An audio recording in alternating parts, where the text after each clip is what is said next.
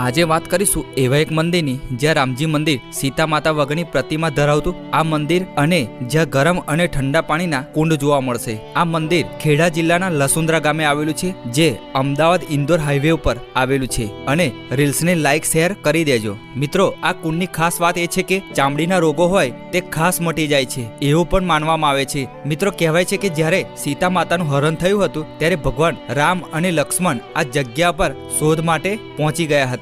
અહીંયા એક ઋષિનો આશ્રમ પણ હતો અને એ ઋષિના શરીર ઉપર ઘણા બધા કોડનો રોગ હતો અને એ ઋષિએ ભગવાન રામચંદ્રને પ્રાર્થના કરી, હે પ્રભુ, તમે મારા રોગનું નિવારણ કરો. ત્યારે ભગવાન રામચંદ્રએ જમીનમાં બાણ મારીને ગરમ અને ઠંડા પાણીની ધારા પ્રગટ કરી હતી. તેની અંદર ઋષિએ સ્નાન કર્યું, ત્યારબાદ રોગનું નિવારણ થયું હતું. અને અહીંયા 5 રવિવાર સ્નાન કરવાથી કોઈને કોડ હોય, કરોડિયા હોય, ગરમી હોય, ચામડીના તમામ રોગો હોય તમારી શ્રદ્ધાથી મટી શકે છે એવી માન્યતા સાથે